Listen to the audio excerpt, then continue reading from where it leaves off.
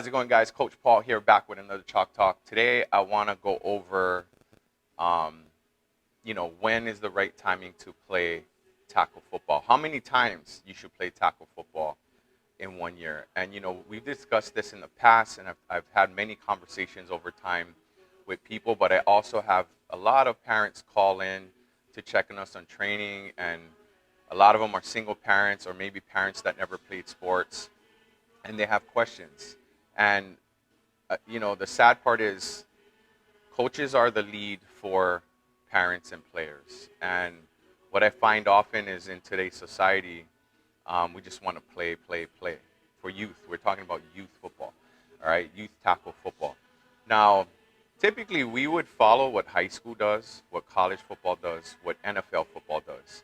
Now, if you look at what they do in high school, college, and pro, they play one fall football season, and that's it. What do they do in the off season? They get right back to training and get ready to prepare for the next season. That's the cycle of how it works. Of course, you have high school players that will dive into other sports aside from football, but if they're not, I mean, you look in college and pros, it's rare that college football players are playing multiple sports in college. The focus is just football, and again, in the off season, as soon as it's done, they might take a week or two off, and they're right back in the off-season training, prepping for next season. So, should you play more than one tackle football season in a year?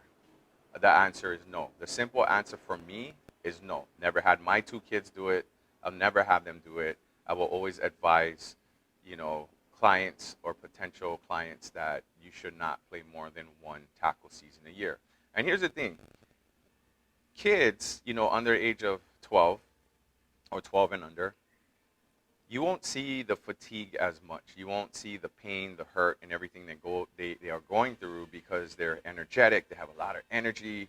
They seem fine. But at the end of the day, you're beating them up in tackle football. The bigger part about this is not just the physical aspect. It could be a mental aspect of burnout. It could also lead, the highest rate of concussions, in tackle football.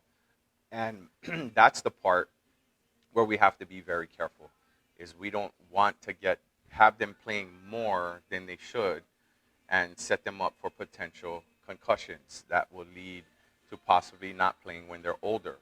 So also, because their tendon and ligaments are so fragile at this time, they could get injuries where it could affect them for a lifetime. So tackle football, guys, I wouldn't start personally. This is a personal opinion. I didn't start my kids until they were in the middle school, right? 6th grade, 7th grade, no later than 8th grade, because they have to start putting on those pads to get used to going to high school. So I would suggest around 6th, 7th grade is when you start them in tackle football one time a year. In the off season, you should be doing training. Of course, you can play flag football, pylon to stay sharp, but I wouldn't focus on those things. The focus should always be off-season training, getting bigger, stronger, faster. So timing is key, guys, and I'm now hearing there's now tackle football tournaments similar to pylon games where they might be playing 2 to 3 full tackle football games in one day. They might play 3 tackle football games in a matter of 2 days.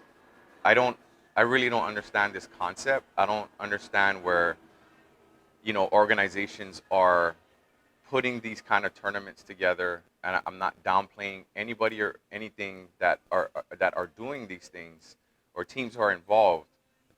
But we just talked about how many seasons you should play in a year, and now you're subjecting your players to playing more than one tackle football game in one day. You would never see that in high school. You would never see that in college. You would never see that in the NFL. So why are we subjecting our youth athletes to these type of organizations and tournaments? So big red flag. I wouldn't do it. The only way I can see it, and no offense, it's ego coaching that just wants to get in, win something big. But at the end of the day, for a youth football player, what does it matter, right? You don't get recruited, playing tackle football, playing tournament tackle football at that age.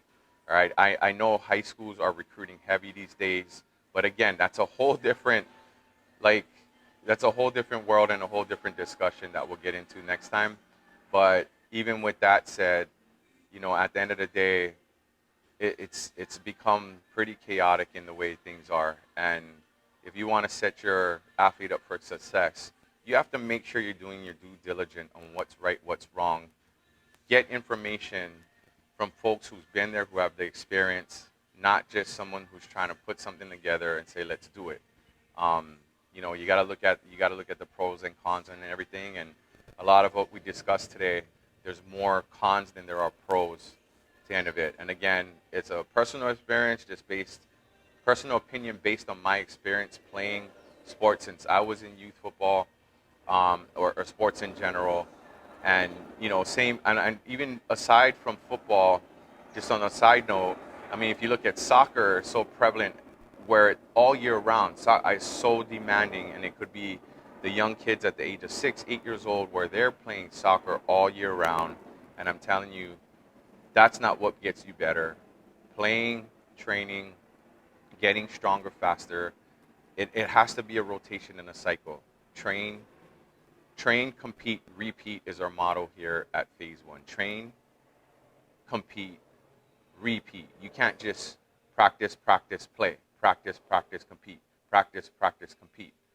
That leads to injury, that leads to overkill, that leads to mental burnout. So, with that said, guys, give us a call at 808-404-1007. Go to our website, get more information on our programs at www.p1hawaii.com. Guys, come and check out our facility, please. Get a free tour, get a free consultation on how we could possibly help you. Remember, your goals are our goals, not the other way around. You guys have a blessed day. Make sure you subscribe, like to our YouTube channel so you can get more information moving forward. Take care. God bless. Peace.